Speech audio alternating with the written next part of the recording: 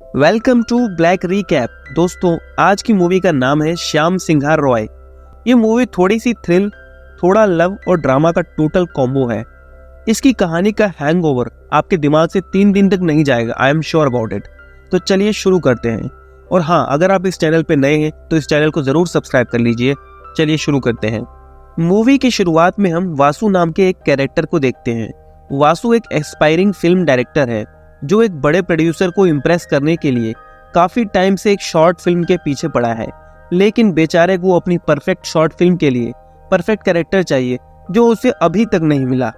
अब मूवी के पहले सीन में वासु अपने दोस्त प्रमोद के कैफे पर कुछ लड़कियों का ऑडिशन लेता है, जहां वो एक एक करके सभी को रिजेक्ट कर देता है। प्रमोद कहता है कि आखिर तुम्हें इस शॉर्ट फिल्म के लिए कैसी लड़की चाहिए। वासु कहता है कि मुझे वो लड़की चाहिए जिसके बॉडी मूवमेंट से लेके उसके एक्सप्रेशन सबके सब चीज परफेक्ट हो। वासु ये कह ही रहा होता है, तभी वासु सामने एक लड़की को सिगरेट पीते देखता है। इसका नाम कीर्ति है। वासु उसे देखते ही समझ जाता है कि बस यही वो कैरेक्टर है जिसे मैं इतने दिन से ढूंढ रहा हूँ। अब वासु और प्रमोद कीर्ति को अप्रोच करते हैं, लेकिन वो साफ साफ मना कर देती है। वो कहती है कि मुझे एक्टिंग में इंटरेस्ट नहीं है, इसलिए मैं नहीं कर सकती। अब ये दोनों कीर्ति का पीछा करते हुए उसके घर तक पहुंच जाते हैं, जहां कीर्ति के पिता को लगता है कि ये दोनों मेरी बेटी को छेड़ रहे हैं। लेकिन जैसे ही वासु कहता है कि मैं एक डायरेक्टर हूं, तो वो भी इम्प्रेस हो जाते हैं और वो खुद भी कीर्ति को कन्विंस करने लगते हैं कि कीर्ति उनके साथ काम कर ले। इधर वासु कीर्ति को ब्लैकमेल करता है कि अगर तुमने काम के लिए मना किया तो मैं तुम्हारी ये फोटो तुम्हारे पिता को दिखा दूंगा। असल में कैफे में वासु ने कीर्ति की सिगरेट पीते हुए फोटो खींच ली थी। अब कीर्ति को भी आखिरकार मानना ही पड़ता है, लेकिन वो कहती है कि ये काम 2 हफ्ते में निपट जाना चाहिए, क्योंकि उसके बाद मैं अपनी हायर स्टडीज के लिए मुंबई जा रही हूँ। वासु इस पे हाँ कर देता है। अब अगले दिन से ही शूटिंग शुरू हो जाती है। वासु हर तरीके से अपना बेस्ट देता है। अगले सीन में हम देखते हैं कि शूटिंग के दौरान कुछ लोग कीर्ति को कहते हैं कि क्या आप इस फिल्म की हीरोइन हैं, क्या हम आपके साथ सेल्फी ले सकते हैं, जिस पे कीर्ति खुशी के मारे हाँ कर देती है। लेकिन असल में ये लोग तो कीर्ति को छेड़ने आए थे। अब ये उसे जबरदस्ती छूने लगते हैं, जिसके चलते ये अनकंफर्टेबल हो जाती है।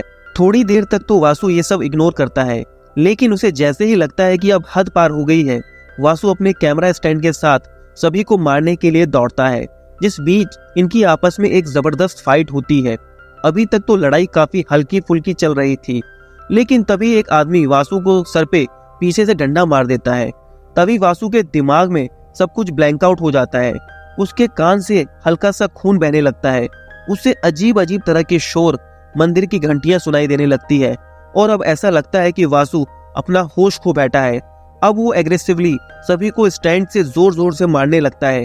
ऐसा लगता है कि ये वासु है ही नहीं। तभी प्रमोद उसे पीछे से पकड़ लेता है और कहता है वासु वासु, जिससे वासु होश में आ जाता है। अब वो देखता है कि उन गुंडों को बहुत तेज चोट लगी है और जिस कैमरा स्टैंड से वो संभल के सभी को मार रहा था, वो कैमरा स्टैंड भी अब टूट चुका है।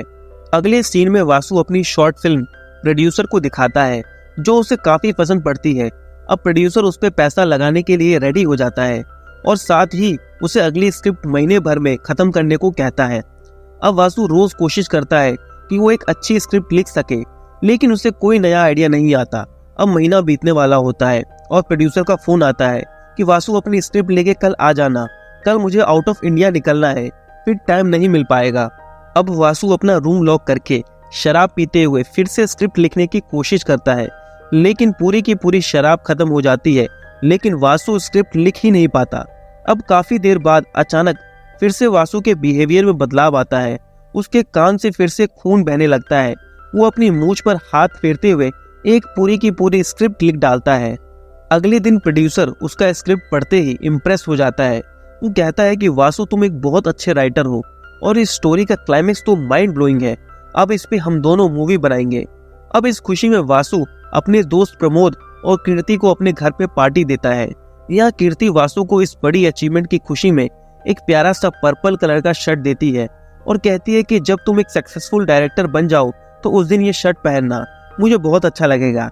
इधर इन दोनों को देख के ऐसा लगता है कि ये दोनों अब एक दूसरे को पसंद करने लगे हैं। थोड़ी देर बाद प्रमोद वहां से चला जाता है। अब कीर्ति और वासु एक दूसरे के साथ इंटीमेट होने लगते हैं। इसी बीच वासु फिर से अपना होश खो बैठता है और किसी रोजी का नाम लेने लगता है, जिसे सुनते ही कीर्ति कहती है कि तुम इंटीमेट मेरे साथ हो रहे हो और नाम किसी दूसरी लड़की का ले रहे हो। ये कहते ही कीर्ति उसे जोर का धक्का देती है, जिससे वासु को फिर से होश आ जाता है। वो कहता है मैंने किसी रोजी का नाम नहीं लिया, मैं किसी रोजी को नहीं जानता। लेकिन कीर्ति कहती है कि तुम सारे लड़के एक जैसे होते हो, मैंने गलती की तुमसे प्यार करके। और ये कह के वो वहां से गुस्से में चली जाती है। वासु बेचारा हैरान परेशान रहता है। तभी वो नोटिस करता है कि उसके कान से फिर से खून निकल रहा है। अगले दिन वो सारी बातें अपने दोस्त प्रमोद को बताता है, जहां प्रमोद कहता है कि कौन है ये रोजी, मुझे तो बता दे। वासु कहता है कि मैं सच में नहीं जानता कि ये रोजी कौन है और मैंने इसका नाम क्यों लिया। इस पे प्रमोद कहता है खैर कोई बात नहीं, अब तो कीर्ति भी मुंबई चली गई, तुम भी अब अपने काम पे फोकस करो। इधर वासु अब मन लगा के अपनी स्क्रिप्ट पे शूटिंग शुरू कर देता है और कई महीनों की मेहनत के बाद वो अपनी फाइनल मूवी थिएटर में रिलीज करता है और कुछ ही दिनों में ये मूवी सुपर डुपर हिट हो जाती है। वासु थोड़े ही टाइम में काफी फेमस हो जाता है। प्रोड्यूसर कहता है कि वासु, मुझे बॉलीवुड के बड़े प्रोड्यूसर विशाल का फोन आया है, वो इस मूवी की हिंदी रीमेक बनाना चाहते हैं और वो उसमें भी तुम्हें एज अ डायरेक्टर चाहते हैं। वासु की खुशी का तो ठिकाना ही नहीं रहता। अगले सीन में वासु बॉलीवुड प्रोड्यूसर विशाल के साथ प्रेस कॉन्फ्रेंस कर रहा होता है, जहां विशाल वासु की मूवी की खूब तारीफ करता है और साथ में ये भी अनाउंस करता है कि वासु ने हमारे साथ आने वाली अगली 3 मूवीज का कॉन्ट्रैक्ट साइन किया है। तभी बीच कॉन्फ्रेंस में वहां पुलिस आ जाती है और कहती है कि मिस्टर वासु को कॉपीराइट के केस में अरेस्ट किया जा रहा है। ये सुनते ही मीडिया में हलचल मच जाती है। प्रोड्यूसर विशाल कॉन्ट्रैक्ट को ऑन द स्पॉट खत्म कर देते हैं। चारों तरफ लोग और मीडिया वासु को क्रिटिसाइज करने लगते हैं और भर भर के गालियां देते हैं। इधर दूसरी तरफ कीर्ति अपनी साइकोलॉजी की क्लास ले रही होती है। तभी उसके डैड उसे फोन करके कहते हैं कि कीर्ति, तुम्हें याद है वो शॉर्ट फिल्म वाला लड़का वासु, उसे पुलिस ने कॉपीराइट के केस में अरेस्ट कर लिया है। मैं तुम्हें न्यूज लिंक भेज रहा हूँ, तुम खुद पढ़ लो। कीर्ति न्यूज ओपन करती है। तभी वो नोटिस करती है कि वासु ने कॉन्फ्रेंस में उसकी दी हुई पर्पल कलर की शर्ट पहनी है, जिससे कीर्ति को लगता है कि शायद उसने उस दिन ज्यादा ही ओवर रिएक्ट कर दिया था। वासु तो उसे सच में अभी भी याद करता है।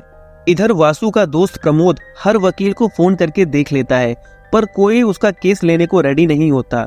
अब कीर्ति अपनी कजन पद्मा को ये केस लड़ने की रिक्वेस्ट करती है।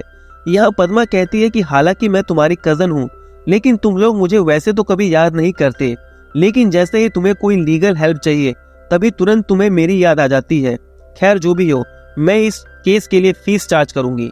अब पद्मा वासु से जेल में मिलती है, जहां पद्मा कहती है कि तुम पे ये कॉपीराइट देश की एक बड़ी कंपनी एसआर पब्लिकेशन ने लगाई है। तुमने उनका as it is books copy किया है, फिर उस पे मूवी भी बनाई, और अब तो तुमने हद ही कर दी। उनकी 2 और फेमस तेलुगु और बंगाली नॉवेल्स की कॉपी करके उसका भी स्क्रिप्ट प्रोड्यूसर विशाल को बेच दिया। अरे कम से कम कैरेक्टर के नाम तो बदल लेते। अब पद्मा कहती है कि चलो जो हुआ सो हुआ, तुम कोर्ट में अपनी गलती मान लेना, इस पे तुम्हें कम सजा मिलेगी। ये सुनते ही वासु भड़क जाता है। वो कहता है कि मैं कुछ नहीं जानता, मैंने ये नोवेल खुद लिखी है, ना कि किसी से कॉपी की है। अगर तुम्हें काम करने नहीं आता तो ये केस छोड़ दो, मैं कोई दूसरा वकील हायर कर लूंगा। इस पर पद्मा गुस्से में वहां से चली जाती है। बाहर वो कीर्ति से कहती है कि ये बहुत जिद्दी है, मैं इसे कह रही हूँ कि अपनी गलती मान ले, लेकिन ये अपनी बात पे ही अड़ा है, तुम कोई और लॉयर कर लो। इस पे कीर्ति पद्मा से रिक्वेस्ट करने लगती है। वो कहती है प्लीज वासु मेरे लिए बहुत स्पेशल है, प्लीज कुछ करो। पद्मा कहती है कि मेरे अपोनेंट में मेरे गुरु मिस्टर कृष्णमूर्ति हैं, वो तो मेरे इंस्पिरेशन हैं।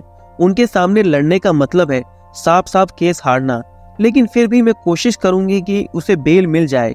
हालांकि हम ये केस नहीं जीत सकते। अब हम कोर्ट का सीन देखते हैं, जहां लॉयर कृष्णमूर्ति कहते हैं कि मेरे क्लाइंट एसआर पब्लिशर के 3 बेस्ट सेलिंग नोवेल हैं, जो 1970s के लेजेंडरी राइटर श्याम सिंघार रॉय की राइटिंग है। इन नोवेल्स की एज इट इज कॉपी करके वासु ने खूब नाम और पैसा कमाया, जबकि एक कॉपीराइट एक्ट के तहत कानूनी अपराध है। यहाँ पे कृष्णमूर्ति कोर्ट में ओरिजिनल नोवेल्स भी पेश करते हैं, जिससे ये प्रूफ हो जाता है कि novels as it is Vasu की स्क्रिप्ट से मिलती है। इस पे वासु कहता है कि ये मेरी ही स्क्रिप्ट है, मैंने कहीं से कुछ कॉपी नहीं किया, आप चाहो तो मेरा लाई डिटेक्शन टेस्ट करवा लो। कृष्णमूर्ति भी इस बात के लिए राजी हो जाता है। अब अगले सीन में वासु का लाई डिटेक्शन टेस्ट होता है। अगले दिन कोर्ट में टेस्ट का रिजल्ट आता है, जिसके हिसाब से वासु झूठ नहीं बोल रहा, ये तो उसकी ही क्रिएशन है। लेकिन एक साथ दो बातें सच कैसे हो सकती है? अब कृष्णमूर्ति कहते हैं कि लाई डिटेक्शन टेस्ट को हम मेन प्रूफ नहीं मान सकते, मिस्टर वासु को कोई दूसरा एविडेंस देना होगा। इस पर लॉयर पद्मा कोर्ट से वासु की बेल की रिक्वेस्ट करती है और साथ ही कुछ वक्त जिसमें ये एविडेंस इकट्ठा कर सके। कोर्ट वासु को बेल के साथ साथ 3 दिन की मोहलत देता है ताकि वो एविडेंस ढूंढ सके। अब अगले सीन में वासु, कीर्ति, पद्मा और प्रमोद आपस में इस केस को डिस्कस कर रहे होते हैं, जहां वासु अभी भी अपनी बात पे अड़ा होता है। दूसरी तरफ पद्मा एसआर पब्लिशर की बुक शो करती है, जहां वो कहती है कि एसआर पब्लिशर में एसआर का मतलब सिंघार रॉय है। असल में इन सभी बुक्स का राइटर श्याम सिंघार रॉय है। मैंने इनकी पूरी फैमिली स्टडी कर ली है। श्याम की माँ तेलुगु और पिता बंगाली थे। उनकी लव मैरिज हुई थी, जिसके बाद वो दोनों वेस्ट बंगाल में जाके बस गए। श्याम के ऊपर उनके 3 बड़े भाई थे। श्याम वेस्ट बंगाल के खड़गपुर डिस्ट्रिक्ट में रहते थे। वो अपने टाइम के एक फेमस राइटर और सोशल एक्टिविस्ट भी थे। 1977 के बाद उनके बारे में कोई खबर नहीं है। वो शायद मर चुके हैं और किसी को नहीं पता कि उनकी कब्र कहाँ पर है। 1985 में उनके तीनों भाई भी कार एक्सीडेंट में मारे गए। अभी उनके बेटों ने तुम पे ये केस किया है। श्याम की कहीं पे कोई फोटो नहीं मिली, तो हमें ये भी नहीं पता कि वो कैसे दिखते हैं। ये कह के पद्मा श्याम की किताब को आगे कर देती है। वासु उस किताब को पढ़ने लगता है। यहाँ गौर करने वाली बात यह थी कि वासु को बंगाली नहीं आती थी और वो किताब बंगाली भाषा में लिखी थी। पढ़ते पढ़ते वासु फिर से अपना होश खो बैठता है और हमेशा की तरह फिर से उसके कान से खून बहने लगता है। तभी प्रमोद कहता है, वासु तुम्हारे कान से फिर से खून बहने लगा। तभी वासु को फिर से होश आ जाता है। अब कीर्ति भी ये चीज नोटिस करती है। वो एक साइकोलॉजी की स्टूडेंट थी, जिसके चलते वासु के कान से खून निकलना, उसके थोड़े समय के लिए ब्लैंक आउट हो जाना, इन सब चीजों में उसको पैटर्न लगता है, जिसको समझने के लिए वो वासु को लेके अपने गुरु के पास चली जाती है, जो कि साइकोलॉजी की दुनिया में एक एक्सपर्ट थी। अब ये दोनों मिलके वासु पे क्लिनिकल हिप्नोसिस करते हैं, जिसके चलते ये पता कर सके कि जब वासु ब्लैंक आउट हो जाता है और उसके कान से खून बहने लग जाता है, तब एग्जैक्टली उसके दिमाग में क्या चल रहा होता है। अब इसको लेकर पूरा सेटअप किया जाता है। अब मैम उससे हिप्नोसिस के दौरान कुछ सवाल पूछती हैं, जिसके चलते वासु अब धीरे धीरे फिर से ब्लैकआउट हो जाता है। उसके कान से फिर से खून बहने लगता है। अब वो फिर से एक नाम लेता है, रोजी। मैम पूछती है कि रोजी कौन है? वासु कहता है, अमार स्त्री, यानी मेरी वाइफ। अब मैम कहती है, क्या रोजी ने तुम्हें किताबें दी? ये कहता है, नहीं, ये किताबें तो तब लिखी भी नहीं गई थी। मैम पूछती है कि तुम कब की बात कर रहे हो? वासु कहता है, साल 1969। अब मैम पूछती है, तुम्हारा नाम क्या है? वासु अपनी मूंछ पे हाथ फेरते हुए कहता है, श्याम सिंघार रॉय। अब यहाँ से हम वासु यानी श्याम सिंघार रॉय की पूरी लाइफ देखते हैं। खड़गपुर, वेस्ट बंगाल, साल 1969। श्याम अपने काम से वापस लौट रहा होता है। तभी वो गांव में कुएं के पास कुछ लोगों को देखता है जो पानी मांग रहे थे। इस पे श्याम कहता है कि मांगने की बजाय खुद कुएं से पानी क्यों नहीं निकाल लेते। इस पर वहां के बड़े लोग श्याम को रोकते हैं। वो कहते हैं कि श्याम, ये छोटी जात का है, ये कुआं नहीं छू सकता। तो दूसरा कहता है कि ये अछूत है, अगर ये पानी छुएगा तो पानी भी अछूत हो जाएगा। इस पे श्याम कहता है कि अगर ऐसा है तो तुम लोग इस जमीन पे चलना बंद कर दो और इस हवा में सांस लेना बंद कर दो, क्योंकि ये अछूत भी उसी जमीन पे चल रहा है और उसी हवा में सांस ले रहा है। श्याम कहता है कि हर इंसान को प्यास लगती है, इसलिए सभी को पानी पी के अपनी प्यास बुझाने का पूरा पूरा हक है। ये सब सुन के भी किसी को कोई फर्क नहीं पड़ता। वो कहते हैं कि अगर इसने कुआं छुआ तो हम इसका घर जला देंगे। इस पर श्याम उस छोटी जात के आदमी को उठा के कुएं में फेंक देता है। अब वो कहता है कि अब ये पानी भी तुम लोग मत पीना, क्योंकि ये भी अछूत हो गया है। श्याम जाते हुए कहता है कि उसके घर को जलाने से पहले ये बात याद रखना कि ये श्याम सिंघार रॉय तुम्हारा घर भी जानता है, इसलिए खबरदार। अब श्याम घर पहुंचता है, जहां श्याम के सबसे बड़े भाई, जिसे वो पिता समान मानता है, उसे जोर का चाटा लगाते हैं और कहते हैं कि तुमने जो आज किया उसकी वजह से हमें गांव वाले गांव से निकाल देंगे। इस पर श्याम कहता है कि वो मुझे क्या निकालेंगे, मैं खुद यहाँ से जा रहा हूँ। इन दिनों में श्याम का तीसरा भाई मनोज हमेशा श्याम को सपोर्ट करता है। वो कहता है कि श्याम, आज ही नवरात्रि शुरू हुई है, कम से कम पूरे त्योहार तक तो रुक जाओ। इस पर श्याम कहता है कि त्योहार तो हर साल आ जाएगा, लेकिन मेरा गया हुआ कीमती वक्त दोबारा नहीं आएगा। अब रात को श्याम अपने बड़े भाई के पैर छू के वहां से निकल जाता है।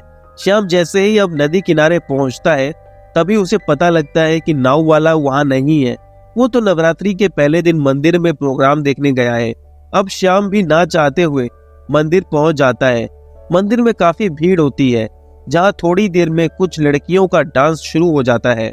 श्याम को उनमें से एक लड़की पहले ही नजर में पसंद आ जाती है। श्याम उसको देखते ही अपना होश खो बैठता है।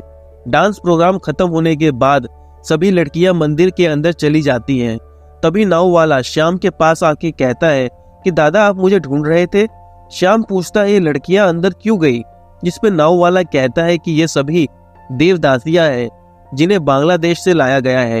ये सभी ईश्वर की पत्नियां हैं, कोई भी आदमी इन पे नजर नहीं रख सकता। लेकिन श्याम तो मन ही मन उनमें से एक लड़की को पसंद करने लगा था। अब हम मंदिर के अंदर का सीन देखते हैं, जहां सारी देवदासियां लाइन से खड़ी होती हैं। तभी मंदिर का महंत वहां आता है और उनमें से एक लड़की की तरफ इशारा करता है और अंदर चला जाता है। अब महंत का सेवक उस लड़की को कहता है कि जाओ, जल्दी से तैयार हो जाओ, अगर देरी हुई तो तुम्हारे लिए ठीक नहीं रहेगा। असल में महंत रोज उनमें से एक लड़की के साथ रात बिताता था। अब हम अगले सीन में श्याम को देखते हैं, जो अब नवरात्रि तक गांव में ही रुकने का फैसला करता है। आज वो उस लड़की के पास जाके उसे कहता है कि तुम्हारा डांस बहुत अच्छा था, तुम्हारा नाम क्या है, क्या हम बाहर मिल सकते हैं। तभी पीछे से उसकी दोस्त उसको आवाज देती है कि मैत्री चलो अंदर, देरी हो रही है। और यहाँ हमें पता चलता है कि इसका नाम मैत्री है। वो श्याम को बिना जवाब दिए वहां से चली जाती है। अब रात को मैत्री अपनी दोस्त शशि को बताती है कि आज पहली बार किसी लड़के ने मुझसे बात की, और तो और वो मुझे बाहर मिलने के लिए भी कह रहा था। ये सब सुन के ऐसा लगता है मानो मैत्री भी उसमें इंटरेस्ट शो कर रही हो।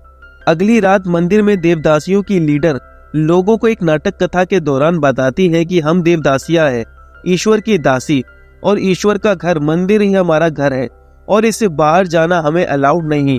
इस पे श्याम बीच में ही उन्हें रोकते हुए कहता है कि पूरी दुनिया ही ईश्वर ने बनाई है, इसलिए पूरी दुनिया ही ईश्वर का घर है, इसलिए जाने आने में क्या दिक्कत। यहाँ ऐसे लगता है कि श्याम ये बातें इनडायरेक्टली मैत्री को कह रहा था। खैर, अब प्रोग्राम के बाद श्याम मैत्री को कहता है कि मैं आज रात 10 बजे तुम्हारा मंदिर के बाहर इंतजार करूंगा। इधर मैत्री भी 10 बजते ही चुपके से दबे पांव मंदिर के बाहर आ जाती है। इधर श्याम उसका बाहर ही इंतजार कर रहा था। मैत्री कहती है कि मैं बाहर नहीं जा सकती, मैं तो बस ये देखने आई थी कि तुम सच में मेरा इंतजार कर रहे हो क्या। लेकिन थोड़ी देर बाद श्याम के मनाने पर मैत्री उसके साथ बाहर नदी किनारे चली जाती है। ये दोनों नाव में बैठ के बातें करने लगते हैं। यहाँ श्याम कहता है कि मैत्री, नाम तो तुम्हें मंदिर से मिला है, तुम्हारे माता पिता ने तुम्हारा नाम क्या रखा। इस पर मैत्री कहती है कि मैं उनसे जरूर पूछती अगर उनसे कभी मिली होती तो। अब मैत्री श्याम से पूछती है कि तुम क्या करते हो। श्याम कहता है कि मैं एक राइटर हूँ, मैं वो हर बातें जो दुनिया को बतानी चाहिए अपने लेखन से बताता हूँ। अब मैत्री कहती है कि अच्छा, तुम अगर दुनिया को मेरे बारे में बताना चाहो तो कैसे बताओगे। यहाँ श्याम कविताओं में पिरो के बहुत प्यारे तरीके से मैत्री को डिफाइन करता है। अब इस तरह हर रात श्याम और मैत्री मिलने लगते हैं। यहाँ पूरे दिन मैत्री एक बंद मंदिर में गुलाम की तरह रहती थी और रात में श्याम के साथ आजाद परिंदे की तरह घूमती थी। इसी बीच ये दोनों एक दूसरे को पसंद करने लगते हैं। दिन भर एक दूसरे को याद करना और रात में एक साथ टाइम स्पेंड करना।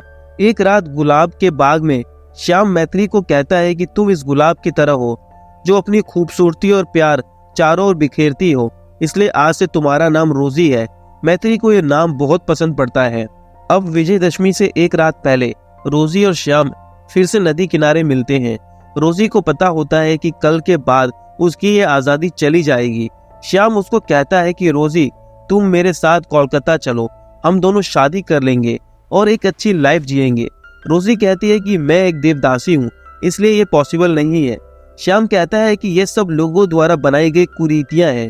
क्या तुम इस लाइफ में खुश हो? नहीं ना? तो चलो मेरे साथ। इंसान के लिए उसका आत्मसम्मान सबसे जरूरी चीज है। यहाँ श्याम रोजी को बहुत सारी ऐसी बातें कहता है जिससे वो मोटिवेट हो जाए। अब लास्ट में श्याम कहता है कि कल विजयदशमी है, मैं तुम्हारा वेट करूंगा, कल के बाद हम साथ में एक नई लाइफ शुरू करेंगे। अगले सीन में हम विजयदशमी की रात देखते हैं, जहां श्याम काफी देर तक रोजी का वेट करता है, पर इस बार वो नहीं आती। तभी वो नोटिस करता है कि एक डॉक्टर उस मंदिर में जा रही है। अब श्याम भी उसके पीछे अंदर चला जाता है। यहाँ अंदर सारी देवदासियां रोजी को घेर के बैठी होती है। रोजी रो रही थी, उसके पूरे शरीर पर चोटें लगी थी। श्याम रोजी की हालत देख के पूछता है कि क्या हुआ, लेकिन कोई जवाब नहीं देता। अब श्याम फिर गुस्से में कहता है कि होलो। अब हम कुछ देर पहले का सीन देखते हैं, जहाँ रोजी श्याम के साथ जाने की तैयारी कर रही थी, लेकिन तभी हमेशा की तरह वो महंत मंदिर में आ जाता है और इस बार वो एक छोटी सी बच्ची जो कि देवदासी थी उसकी तरफ इशारा करता है। वो बच्ची रोने लगती है, मुझे छोड़ दो, मुझे अंदर नहीं जाना। तभी रोजी उस बच्ची का हाथ पकड़ लेती है और कहती है कि ये कहीं नहीं जाएगी। हम देवदासियां ईश्वर की पत्नियां हैं, इसलिए हम भी देवियां समान हैं, हम किसी आदमी के हाथ की कठपुतली नहीं। ये सब सुनते ही महंत रोजी को पीटना शुरू कर देता है। वो कहता है कि तुम ईश्वर की नहीं मेरी दासियां हो, और इसी के साथ वो उस पर टॉयलेट कर देता है। अब ये सब सुनते ही श्याम गुस्से में उबल पड़ता है। अब श्याम दूसरे मंदिर में जाता है जहाँ महंत यज्ञ कर रहा था, और मंदिर में घुसने के साथ ही श्याम एक एक करके महंत के सभी आदमियों को पीटने लगता है और फिर महंत के साथ हाथापाई शुरू हो जाती है, जिसके अंत में श्याम महंत को मार मार के घायल कर देता है और उसके प्राइवेट पार्ट को काट के उसे उठा के जलते हुए आग में फेंक देता है। अब श्याम कहता है कि आज से कोई भी यहाँ की दासी नहीं, खबरदार। अब श्याम और रोजी वहां से कोलकाता चले जाते हैं और एक नई लाइफ शुरू करते हैं। श्याम रोजी को लेके रॉयल प्रेस नाम की एक जगह जाता है और वहां काम करने के बदले उसे खाने और रहने की जगह मिल जाती है। रोजी की आंखों में खुली दुनिया को देखने की खुशी ही कुछ अलग होती है। ये दोनों अब वहां शादी कर लेते हैं और इनके यहाँ पे हमें बहुत सारे क्यूट मोमेंट्स देखने को मिलते हैं। श्याम वहीं प्रेस में काम करने लगता है तो दूसरी तरफ रोजी लड़कियों को क्लासिकल डांस सिखाने लगती है। एक सीन में हम देखते हैं कि डॉक्टर इन्हें कहती है कि आपको बच्चा नहीं हो सकता, जिसपे रोजी खूब रोती है। श्याम उसको हग करके उसे कहता है कि क्या मैं तुम्हारे लिए काफी नहीं। कुछ दिन बाद श्याम अपनी राइटिंग प्रेस के मालिक को दिखाता है, जो उन्हें काफी पसंद पड़ती है। अब धीरे धीरे श्याम उस प्रेस के न्यूज़पेपर में आर्टिकल लिखना शुरू कर देता है और उसके बाद धीरे धीरे उसके नाम की किताबें भी छपने लगती है, जो हर जगह काफी फेमस होती है। बच्चे से बूढ़े सब उन किताबों को पढ़ना शुरू कर देते हैं। धीरे धीरे श्याम अपनी किताबों और विचारों से लोगों में बदलाव लाता है। समाज की कुरीतियों पे वार करते हुए वो लोगों को जागरूक करता है। रोजी एक दिन श्याम से कहती है कि श्याम, मेरी तो किस्मत कितनी अच्छी थी कि मैं इस देवदासी की प्रथा से बाहर आ गई, लेकिन अभी भी लाखों लड़कियां हैं जो उसमें फंसी पड़ी हैं। कितना अच्छा होता अगर वो भी मेरी तरह आजाद हो पाती। अब श्याम को अपना नया मकसद मिल जाता है। वो अपने लेखन से सरकार पे दबाव डालता है, जिसके चलते देवदासी प्रथा कुछ ही टाइम में सरकार की तरफ से बंद कर दिया जाता है। श्याम और रोजी मिलके ऐसा ट्रस्ट खोलते हैं जिसमें सभी को रोजगार मिले। इसी तरह श्याम हर जगह फेमस हो जाता है, लेकिन अभी भी समाज के कुछ वर्ग उसके विचारों को पसंद नहीं करते थे और उसकी किताबों को पब्लिकली जला दिया करते थे। लेकिन श्याम तेजी से नए विचार समाज के सामने रखता जा रहा था। अब कई साल ऐसे ही बीत जाते हैं। अब अगले सीन में हम श्याम के तीसरे बड़े भाई मनोज को देखते हैं, जो श्याम से मिलने आता है। वो कहता है कि बड़े भैया की तबीयत ठीक नहीं है, वो तुम्हें एक बार देखना चाहते हैं, तुम मेरे साथ गांव चलो। श्याम के लिए तो वैसे भी उसके बड़े भाई पिता समान थे। वो तुरंत गांव जाने की तैयारी शुरू कर देता है।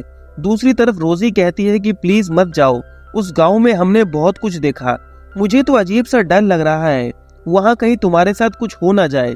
लेकिन श्याम रोजी को वादा करता है कि वो सही सलामत वापस लौटेगा। अब रास्ते में नाव में श्याम एक छोटी सी स्टोरी लिखता है और अपने भाई मनोज को कहता है कि इसे पढ़ के मुझे अपना ओपिनियन देना। अगले सीन में ये दोनों घर पहुंच जाते हैं, जहां मनोज को उसका बड़ा भाई बाजार से सामान लेने भेज देता है। अब घर में दोनों बड़े भाई श्याम के लिए खाना परोसते हैं। तभी सबसे बड़ा भाई कहता है कि हालांकि तुमने बहुत नाम कमा लिया है, लेकिन हमें तुम्हारे विचार बिल्कुल पसंद नहीं है। अब ये सब छोड़ो, हमने तुम्हारे लिए अपने कास्ट की एक लड़की देख ली है, उससे शादी कर लो और यहीं रहो।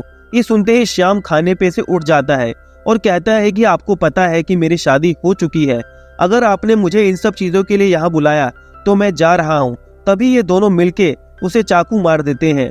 श्याम सिर्फ देखता ही रह जाता है, उसकी भाभियां भी नहीं रोकती। ऐसा लगता है जैसे ये सब पहले से ही प्री प्लान था। अब घायल श्याम से उसका भाई कहता है कि तुम्हारी सोच और काम की वजह से गांव वालों ने हमें भी इज्जत देना बंद कर दिया। अब तुम्हें मार के हम अपनी इज्जत वापस लेंगे। श्याम को अभी भी यकीन नहीं होता कि उसके पिता जैसे बड़े भाई ने उसके साथ ऐसा किया।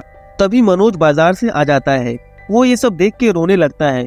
कहता है कि मुझे श्याम माफ करना, मुझे पता नहीं था कि ये तुम्हारे साथ ऐसा करेंगे। इधर श्याम अपनी आखिरी सांसें गिनते हुए सिर्फ रोजी को याद करता है, इस अफसोस के साथ कि रोजी को दिया वादा सही सलामत वापस आने का वो पूरा नहीं कर पाया। उसकी बंद आंखों में सिर्फ रोजी रोजी रोजी थी। अब अगले सीन में वासु हिप्नोसिस से बाहर आ जाता है।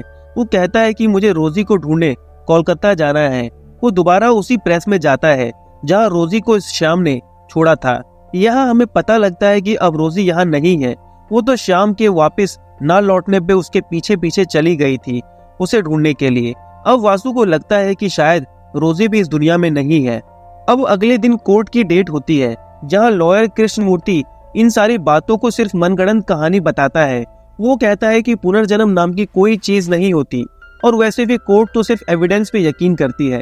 इधर लॉयर पद्मा पूरी कोशिश करती है कोर्ट को यकीन दिलाने की, मगर अफसोस कोर्ट इन बातों पे यकीन नहीं करती। अब अगले सीन में कोर्ट जैसे ही लॉयर कृष्णमूर्ति के फेवर में अपना फैसला सुनाने जाती है, तभी अचानक कोर्ट में कोई आ जाता है और ये होता है इस कहानी का सबसे एक्साइटिंग पार्ट।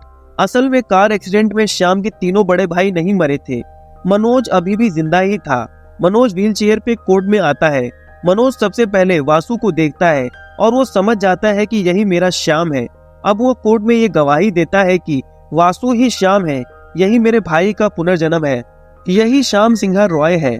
इस पे कृष्णमूर्ति कहता है कि हम आपकी बात को भी क्यों माने, आपके पास क्या कोई एविडेंस है जो ये साबित कर सके। मनोज कहता है कि हाँ, मेरे पास एविडेंस है। आपको याद है कि मनोज जब श्याम को लेके वापस जा रहा था, तब नाव में श्याम ने एक स्टोरी पढ़ने को दी थी और कहा था कि अपना ओपिनियन देना, लेकिन श्याम के मरने के बाद वो स्टोरी कहीं नहीं छपी, वो मनोज के पास ही रह गई। लेकिन वही स्टोरी मनोज ने ऑनलाइन एक फीचर फिल्म में देखी थी। ये वही फीचर फिल्म थी जिसे वासु ने कीर्ति के साथ बनाया था। अब मनोज कहता है कि पब्लिश्ड बुक्स की कॉपी कर ली होगी वासु ने, चलो ठीक है, लेकिन ये फीचर फिल्म कैसे बनाई। इसलिए ये बात साफ साफ है कि यही मेरा भाई श्याम सिंघार रॉय है और साथ ही as a chairman of SR publisher मैं ये केस वापस लेता हूँ और इसी के साथ ये केस डिसमिस हो जाता है। अब वासु मनोज से मिलता है जहाँ मनोज फिर से रोते हुए कहता है कि श्याम, मुझे माफ करना, तुम्हारी मौत का जिम्मेदार मैं ही हूँ। मुझे नहीं पता था कि बड़े भाई तुम्हारे साथ ऐसा करेंगे। तुम तो हमेशा से ही जिद्दी थे, इसलिए अपनी जिद से फिर यहाँ आ गए। ये कंपनी तुम्हारी ही है। इस पे वासु कहता है कि मैं ये कंपनी लेके क्या करूंगा जब मैं अपना वादा ही नहीं निभा पाया रोजी से, उसे बीच में ही छोड़ दिया। मुझे यकीन है कि रोजी ने मरते दम तक मेरा इंतजार किया होगा। मुझे नहीं पता मैं फिर से क्यों पैदा हुआ जब रोजी ही नहीं है। इस पे मनोज कहता है कि श्याम, रोजी अभी भी जिंदा है और तुम्हारी राह अभी भी देख रही है। अब मनोज श्याम को रोजी का पता देता है। अगले सीन में वासु देखता है कि रोजी समुद्र किनारे खड़ी है। तभी वो उसके पास जाता है। वो पीछे मुड़ती है और वासु को देख के चौंक जाती है। दोनों की आंखों से आंसू आने लगता है। ऐसा लगता है जैसे रोजी को यकीन था कि श्याम वापस लौटेगा। अब कुछ देर तक ये दोनों बिना बोले एक दूसरे को ऐसे ही निहारते हैं और रोजी श्याम के गले लग जाती है और चैन की सांस लेती है, या कह लो आखिरी सांस लेती है, और वहीं पे अपना दम तोड़ देती है। वासु की आंखों से आंसू रुकने का नाम ही नहीं लेती। अब यहीं पे हमारी कहानी हो जाती है खत्म। अगर आपको ये एक्सप्लेनेशन अच्छा लगा तो प्लीज लाइक कीजिए, कोई इशू लगा तो कमेंट करके जरूर फीडबैक दीजिए, एंड अगर आप इस चैनल पे नए हैं तो इस चैनल को सब्सक्राइब कर लीजिए। Thank you very much.